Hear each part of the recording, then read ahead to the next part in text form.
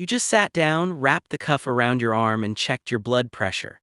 The top number looks totally normal, maybe even perfect, but that bottom number is oddly low. Maybe it's in the 50s or even the high 40s. You aren't feeling dizzy, you aren't fainting, but you can't help but wonder, is this dangerous? Why is only the bottom number dropping while the top stays exactly where it should be? It can be an incredibly frustrating and isolating feeling, especially when most doctors only seem concerned about high blood pressure, leaving you to figure out these strange low readings on your own. Welcome back to HealthPulse Haven. Today we are breaking down a very specific, yet widely misunderstood condition: isolated low diastolic blood pressure.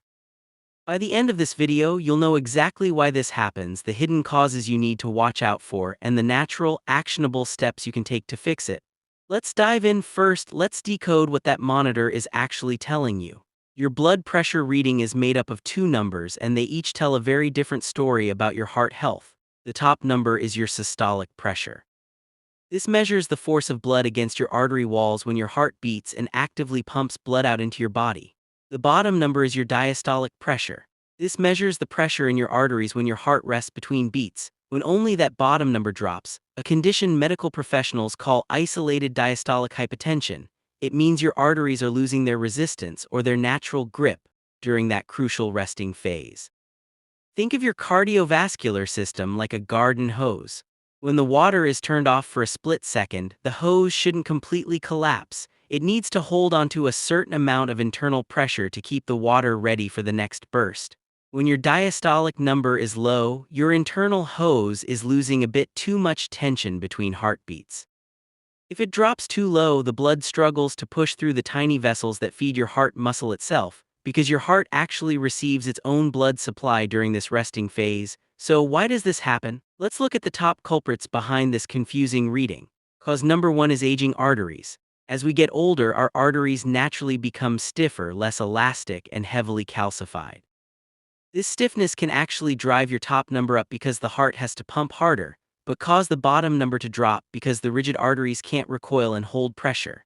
This creates a wide gap between the two numbers, known as a wide pulse pressure. It is one of the most common reasons older adults see a low diastolic reading, and it's a major indicator of overall vascular aging. Cause number two is overmedication. If you are taking medication for high blood pressure, those pills are doing their job, they're lowering your overall pressure. But sometimes they work a little too well on the bottom number. Because standard blood pressure drugs usually target the overall pressure in your system, they can inadvertently push the diastolic number dangerously low as a side effect while trying to control a stubborn top number. Cause number three is dehydration and low blood volume. This one is incredibly common but very easily missed by both patients and doctors. If you aren't drinking enough water throughout the day, the physical volume of blood inside your vessels actually decreases. Less fluid circulating means less pressure against the artery walls, especially when the heart is in its resting phase. If you drink a lot of coffee or tea, which are natural diuretics, you might be shrinking your blood volume even more. Cause number four is heart valve issues, specifically a condition called aortic regurgitation. If the aortic valve that pumps blood out of your heart doesn't close tightly, a small amount of blood leaks backward into the heart during the resting phase. This backward leak causes the pressure in your arteries to drop sharply between beats, pulling that bottom number down with it. Cause number five involves endocrine and thyroid issues. An underactive thyroid, known as hypothyroidism, can actually slow down your resting heart rate. When your heart beats slower, there is a longer pause between beats. That extra time gives the pressure in your arteries more time to drop and fade, leading to a much lower diastolic reading. Cause number six is nutritional deficiencies, particularly a lack of vitamin B12 and folate. When your body doesn't have enough of these essential nutrients, it can't produce enough healthy red blood cells, leading to a condition called anemia. When you are anemic, your blood has a lower viscosity, meaning it is thinner and flows with less resistance, which naturally lowers the pressure during the heart's resting phase. Now for the big question: is a low diastolic reading actually dangerous? The short answer is, if you feel perfectly fine, it usually isn't an emergency. Many young, highly athletic people naturally run a little lower. However, if your bottom number consistently drops below 60 and you start experiencing specific symptoms, it's time to take it seriously. Pay close attention to these warning signs: severe dizziness or lightheadedness when you stand up from a chair, a condition called orthostatic hypotension, chronic unexplained fatigue that doesn't go away with sleep, cold sweats, mild confusion, or blurred vision. If you have these symptoms alongside a low bottom number, it means your vital organs, primarily your brain and your heart muscle, are simply not getting enough oxygen-rich blood during that resting phase. So how do you fix it? Here are 6 practical, safe steps you can take to manage a low diastolic reading and get your numbers balanced. First, the water prescription.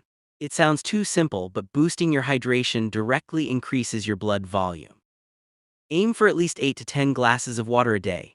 If your doctor approves, consider adding a small pinch of high-quality Celtic sea salt or sugar-free electrolyte powder to your morning water.